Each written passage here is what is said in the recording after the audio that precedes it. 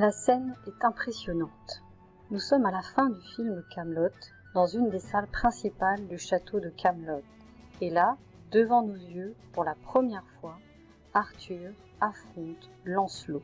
Le château s'effondre sur eux en même temps qu'ils se combattent. Des éclairs transpercent le ciel et on sait qu'on est à un moment décisif du récit. Ce moment couvé depuis le début de la série. Et voilà enfin l'affrontement entre deux hommes aux conceptions totalement opposées de ce qu'est la quête du Graal et le management de l'action collective.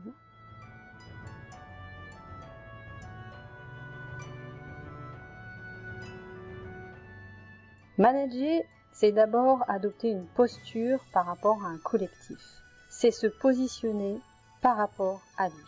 Dans l'affrontement entre Arthur et Lancelot, l'un est dans la posture de celui qui sait et mène l'action seul, l'autre est dans la posture de celui qui considère qu'on ne peut pas tout savoir et que mener une action collective nécessite de constamment dialoguer avec d'autres. Pour simplifier, Lancelot est dans la posture du 1, je suis, je sais, je mène.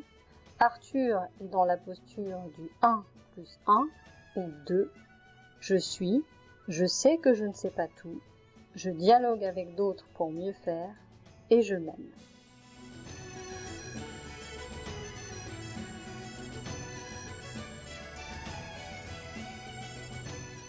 Je m'appelle Aurélie du Désert et vous écoutez Manager Génération Kaamelott. Dans cet épisode, je vais vous présenter les différences entre les deux principales postures managériales, leur intérêt et leur faiblesse.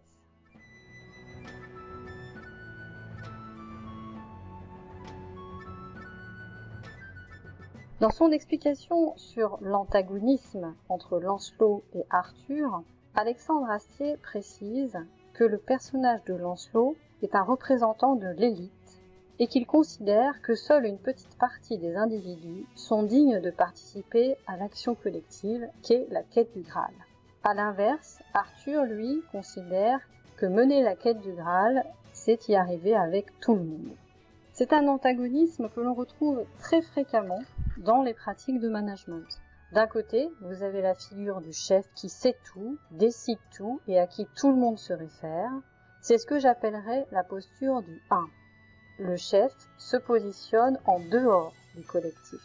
D'un autre côté, vous avez la figure du chef qui consulte, délègue, fait confiance, connaît ses limites et, comme on le dit classiquement, travaille en équipe. C'est la posture que j'appellerais la posture du 2. C'est-à-dire qu'il y a bien un chef, mais associé à un collectif, un autre 1. Et sans ce collectif, sans cette équipe, le chef ne serait pas grand-chose. Ici, le chef se positionne dans et avec le collectif.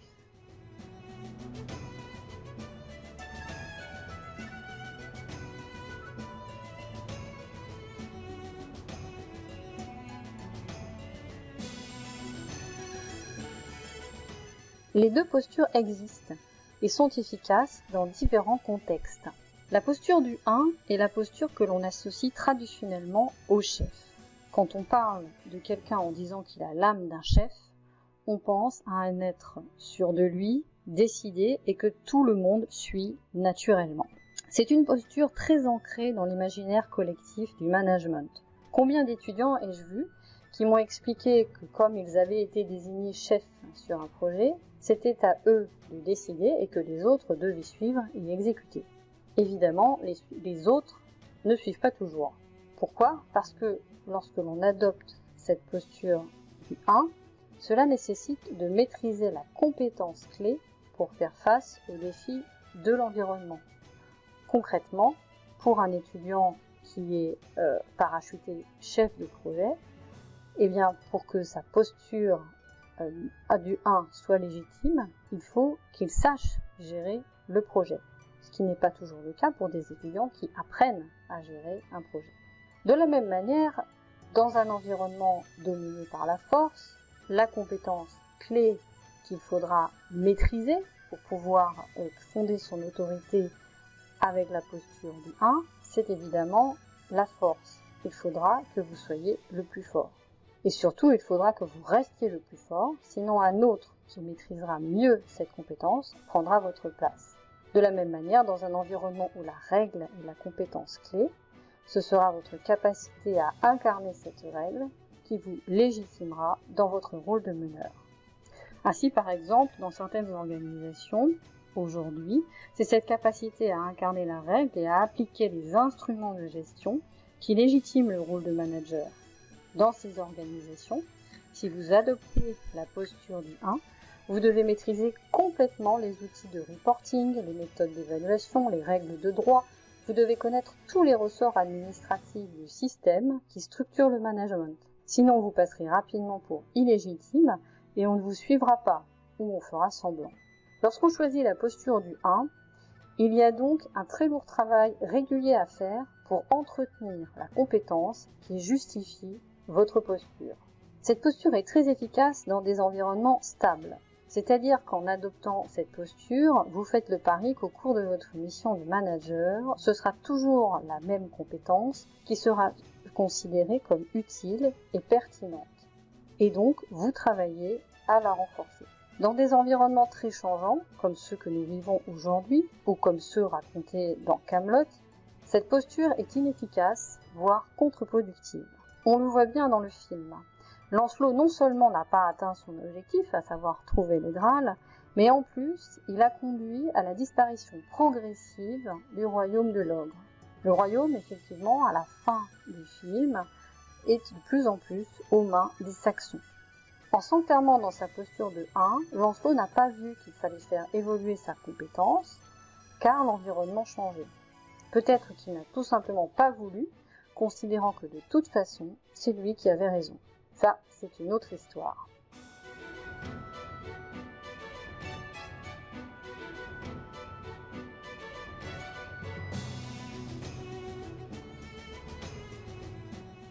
La posture du 2 est beaucoup moins comprise et acceptée dans l'imaginaire managérial, même si elle est très souvent prônée par les discours managériaux. Pourquoi ? Parce que c'est une posture qui ne fait pas tout reposer sur une seule personne, sur une sorte de héros tout-puissant. Mais c'est une posture qui demande un savoir-faire et une grande capacité d'écoute et d'humilité. Contrairement à la posture du 1, le manager dans la posture du 2 n'est pas dans une posture égotique. Il sait qu'il est là pour mener l'action collective, et il va le faire, mais il doute, et il ne s'en cache pas. Alors, il consulte, il dialogue, il écoute, il discute avec les autres. Le doute n'est pas toujours lié au fait qu'il doute de ses capacités, mais au fait qu'il sait qu'il n'est pas capable de tout anticiper. Et cette posture est souvent encore très mal comprise. On le voit dans la série. Le nombre de fois où Arthur se fait traiter de, je cite, fiotte par son beau-père ou sa belle-mère est impressionnant. Il n'empêche que dans le film, quand Arthur a quitté le pouvoir, tout le monde se souvient de lui comme, je cite également, un grand roi. La posture du 2 est difficile à tenir pour plusieurs raisons. D'abord, si vous choisissez d'adopter cette posture, il faut que vous accompagniez ceux que vous dirigez à prendre des responsabilités. Il faut leur donner confiance en eux et en vous, et il faut faire le pari qu'ils vont comprendre votre choix de posture. On le voit dans la série, c'est très difficile. Beaucoup de personnes préfèrent avoir un chef dans la posture du 1. C'est plus rassurant. On est dans un rôle purement d'exécutant et surtout, on a un bouc émissaire tout trouvé. Être managé par quelqu'un dans la posture du 2, c'est à la fois valorisant mais aussi engageant. Et certains peuvent être très mal à l'aise avec ça. Je connais des organisations avec des personnels extrêmement qualifiés qui sont dirigés par un manager qui est dans la posture 2.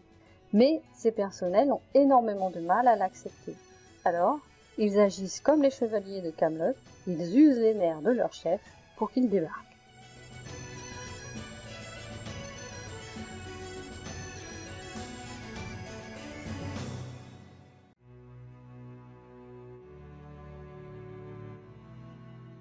La deuxième difficulté pour tenir cette posture est qu'il faut savoir dialoguer et écouter les autres. Ceci n'est pas toujours facile et demande beaucoup d'humilité. On a parfois envie de faire à la place, parce que c'est trop long de discuter, de couper court à la discussion et d'arrêter d'écouter. Parfois d'ailleurs c'est nécessaire, car il ne faut pas passer son temps à discutailler, entre guillemets, sans décider. Donc, c'est un équilibre permanent entre écoute et décision, qui est très délicat à trouver. On le voit là aussi très bien dans la série. Autour de la table ronde, les discussions vont bon train, et très souvent elles conduisent Arthur à décider et à conclure par son fameux « et puis c'est marre ».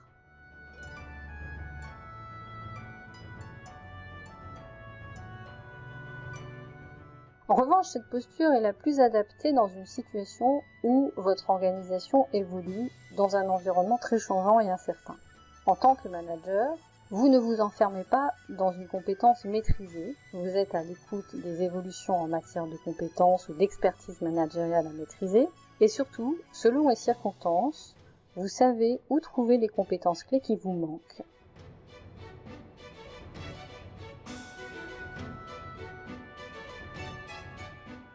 En somme, les deux postures managériales, personnifiées par Lancelot et Arthur, sont intéressantes et utiles pour des organisations et des collectifs de travail. Mais elles impliquent des qualités différentes pour les managers et elles sont pertinentes dans des contextes différents. Il est clair que dans le contexte où évolue la majorité des organisations françaises aujourd'hui, la posture du 2 semble la plus adaptée. Encore faut-il qu'elle soit acceptée par le collectif de travail, et nous allons voir dans les prochains épisodes que c'est précisément un des thèmes principaux de l'univers Camelot. Par ailleurs, dans la vraie vie, lorsqu'on est manager, on n'est pas forcément totalement dans la posture du 1 ou dans la posture du 2. On peut travailler sur les deux postures. Toutefois, chacun a sa tendance naturelle, en fonction de son histoire, de sa personnalité, de son secteur d'activité également. Et prendre conscience de la posture principale que l'on adopte pour manager ou de la posture principale que peut adopter votre manager peut être utile pour mieux gérer l'action collective. Si en tant que manager on comprend que naturellement on adopte la posture du 1, alors on saura qu'il faut travailler sa compétence clé, mais aussi s'ouvrir au savoir-faire de la posture 2. Si au contraire on est dans la posture du 2, on veillera à ne pas trop se reposer sur le collectif, et à développer une compétence clé qui légitime bien le statut de manager. Si en tant que manager, on est encadré par un manager qui a tendance à être dans la posture du 1, on prendra garde à ne pas remettre en question ou à ne pas l'interpeller sur la pertinence d'une décision devant le collectif, mais seul à seul. Si on est managé par quelqu'un qui est dans la posture du 2, on devra par exemple faire preuve de maturité et de responsabilité dans les tâches que l'on a à accomplir.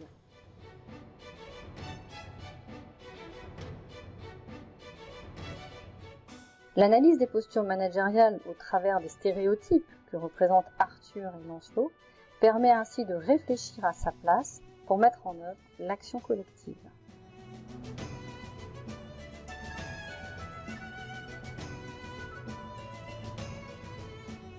C'est ici que se termine cet épisode. Je vous remercie pour votre écoute et vous donne rendez-vous pour le prochain épisode intitulé « Léo Dagan ou le management par la force ».